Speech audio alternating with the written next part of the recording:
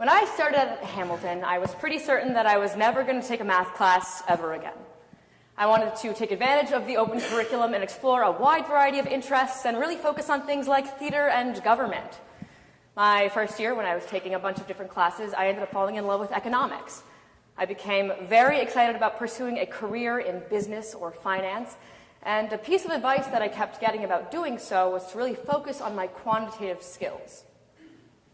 I followed this advice, and my sophomore fall, I took economics, statistics, and calculus. As you can probably gather from how I've introduced my relationship to math, a lot of that course material did not feel particularly natural for me.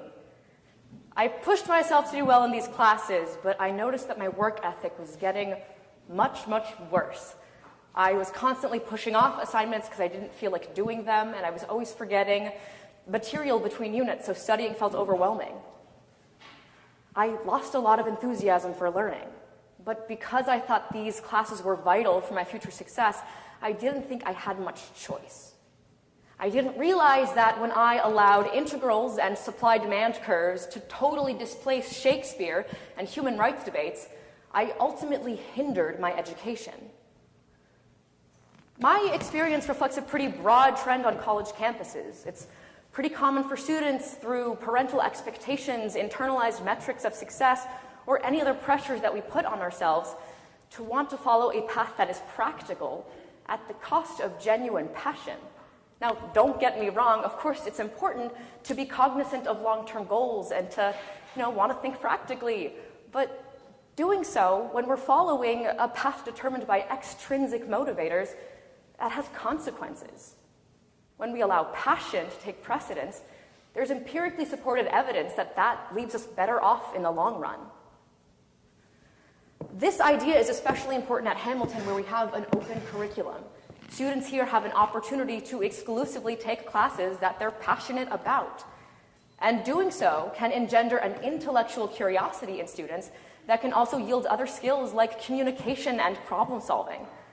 As such, it's critical that students feel encouraged to take advantage of the open curriculum and explore their interests.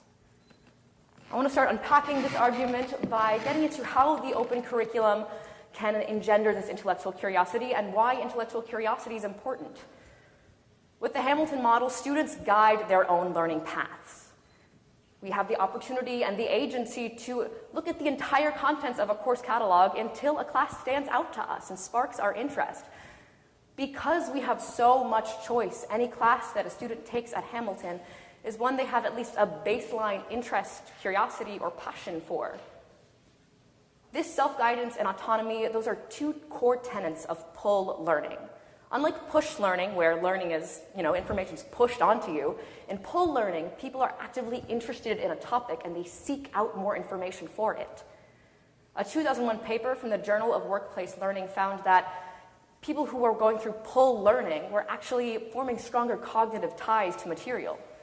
They were more readily able to recall information, and they could apply it more easily outside of just a learning context. And this conclusion should probably resonate with people. It's hard to remember something that feels uninteresting or not important to you. Even if I wanted to get better at math, I ultimately didn't end up retaining most of my calculus knowledge. In sum, studying something that's actually interesting for you will allow you to learn more.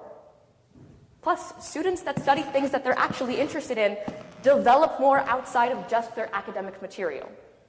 A sociological study in 2011 by Richard Abram followed 2,300 students in colleges across the United States. Aram tested students based on the Collegiate Learning Assessment, which was a pretty holistic examination of how students were developing as thinkers. It looked at things like pattern recognition, complex communication, and ideation, their ability to come up with new ideas to solve problems. He found that after 4 years of college, 36% of students demonstrated no improvement on this assessment. Over a third of students graduate from college without becoming better at thinking or solving problems. The students, however, that did perform better on this assessment were those that demonstrated a propensity for intellectual curiosity. These students felt like they had agency in what they were learning. They were excited to learn, and they were far more inclined to feel like they had an active role in their education. When students are interested in what they study and they're actually curious about what they're learning, they have this opportunity to develop core critical skills. When students are not interested in what they're studying, they lose out on this opportunity. And finally, the salience for having passion for what you do goes past graduation.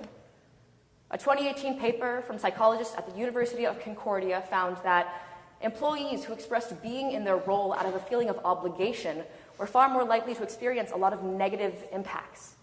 These included things like higher rates of burnout, lower feelings of purpose, and even lower self-esteem. All of this information is to confirm that it's really worth having passion for what you do. A lot of people feel an obligation to learn certain skills or prepare themselves for a certain job. I personally have exemplified exactly that. But feeding a real hunger for knowledge will allow you to develop as a thinker, a communicator, a problem solver in ways you simply can't otherwise. Even if your passion might be impractical by conventional standards, following that passion will allow you to become a more robust person. Attending Hamilton College gives us the opportunity to develop as people.